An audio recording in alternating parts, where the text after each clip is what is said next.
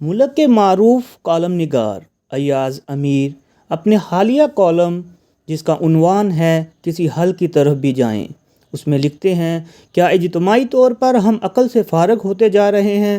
گمان تو یہی ہوتا ہے، کیونکہ ارباب اختیار جو فیصلہ ساز کہلاتے ہیں لیکن فیصلے کی صلاحیت سے محروم لگتے ہیں کہ سمجھ میں کچھ بات نہیں آ رہی۔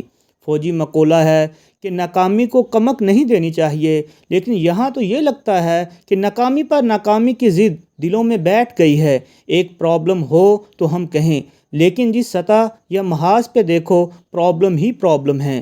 سیکیورٹی صورتحال خراب، معاشی صورتحال ابتر اور سیاسی صورتحال میں عقل کا مکمل فقدان۔ کوئی بتائے تو صحیح کہ ارباب اختیار کیا کرنا چاہتے ہیں، کیا کرنے جا رہے ہیں؟ آپ کے پاس کوئی نسخہ ہے تو قوم کو اعتماد میں لیجئے۔ آپشنز دو ہی ہیں، آئین سے روگردانی یا انتخابات، تیسرا آپشن نہیں ہے۔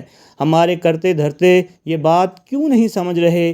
پچھلے سال اپریل میں جو رجیم تبدیلی ہوئی وہ تو اب آشکار ہے کہ ایک بلنڈر تھا۔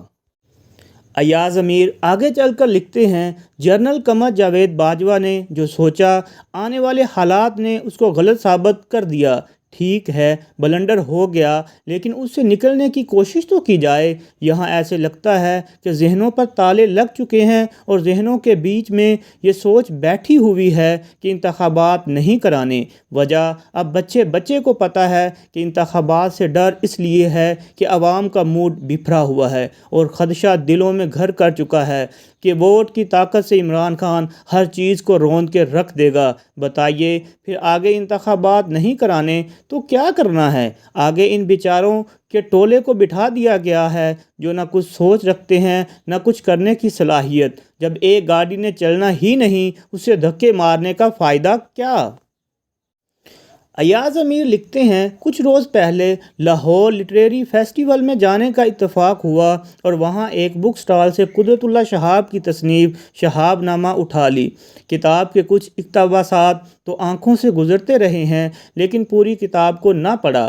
بڑی دلچسپ کتاب ہے اور سیاست میں دلچسپی رکھنے والوں کو اس کا مطالعہ ضرور کرنا چاہیے۔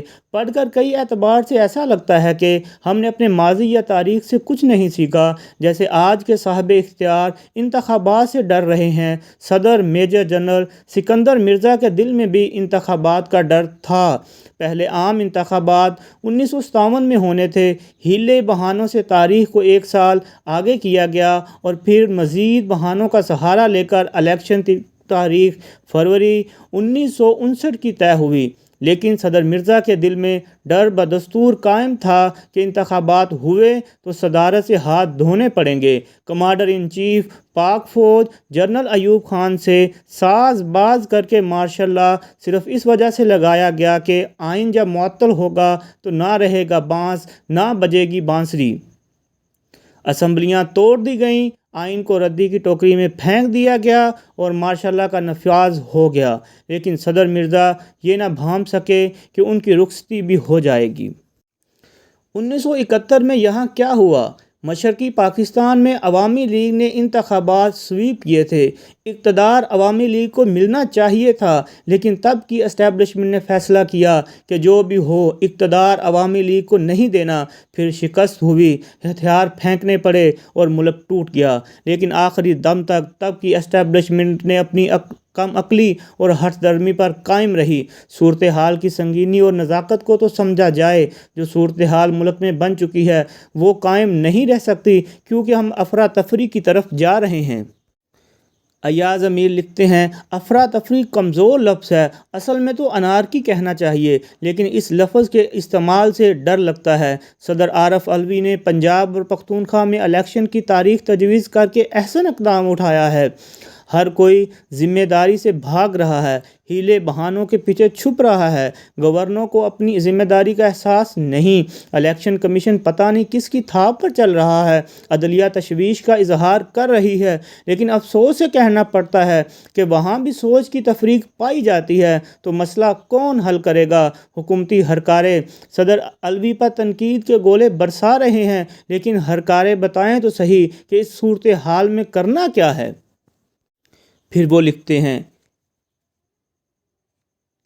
موجودہ حکمران ٹولہ اور اس کے سرپرست عمران خان کو مسئلہ سمجھ رہے ہیں، لیکن وہ غلط ہیں۔ مسئلہ عمران خان کا نہیں، مسئلہ پاکستانی عوام کا ہے۔ عوام کی واضح سوچ بن چکی ہے کہ جو کچھ پچھلے 10 ماہ میں ہوا وہ ملک کے لیے تباہ کن ثابت ہوا ہے۔ اسی وجہ سے عوام کا بیشتر حصہ عمران خان کے ساتھ ہے۔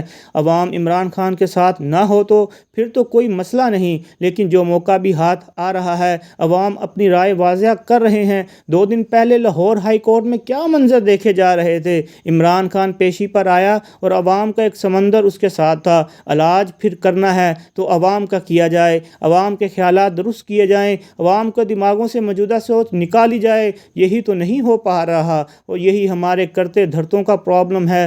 حالات ان کی گرفت میں نہیں، ارباب اختیار کی سوچ مختلف، عوام کی کچھ اور ہے۔ ایاز امیر کہتے ہیں ہم جیسے عاجز درخواست ہی کر سکتے ہیں کہ پاکستان کو تختہ مشق نہ بنایا جائے۔ سیکیورٹی مسائل بہت گمبھیر ہیں، ان پر توجہ دی جائے۔ سیاسی انجینئرنگ کے شوق سے اجتناب کیا جائے، بہت ہو چکی۔ یہاں سیاسی انجینئرنگ کتنی اور کرنا چاہتے ہیں۔ لوگ حالات سے مایوس ہو چکے ہیں، دلوں میں لاوا پک رہا ہے۔ کیا ہم سب اس انتظار میں ہیں کہ لاوا پک کر پھٹ پڑے؟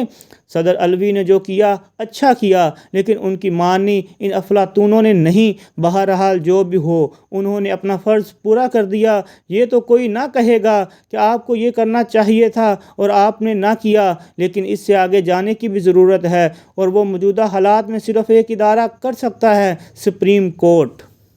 مصلحتیں ایک طرف رکھی جائیں، ڈنکے کی چوٹ پر ہر ایک کو بلایا جائے اور حکم صادر کیا جائے کہ الیکشن کی فلاں تاریخ ہوگی اور اس تاریخ پر الیکشن کرائے جائیں۔ کوئی عذر اور بہانے خاطر میں نہ لائے جائیں۔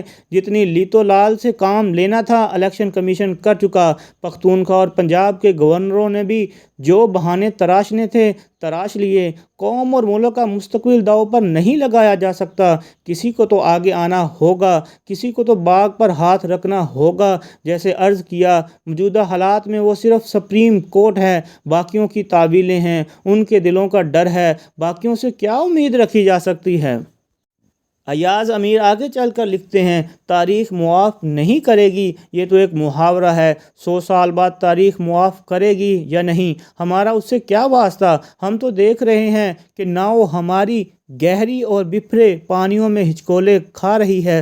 ساحل اتنا دور بھی نہیں، لیکن ناؤ بہت کمزور ہو چکی ہے۔ عام آدمی بھی دیکھ سکتا ہے کہ قوم کی قسمت کے ساتھ کیا کھیل کھیلا جا رہا ہے۔ بدگمانی اور بے یقینی تو ہے ہی، لیکن عوام کے دلوں میں غصہ بھی پیدا ہو رہا ہے۔ اس صورتحال سے نمٹنے کے لیے کوئی تو ہمت دکھائے۔ مانا کہ سپریم کورٹ کے پاس مشین گنیں اور توپیں نہیں، لیکن اخلاقی اختیار تو اس کا بنتا ہے، اور اس وقت یہی کافی ہے۔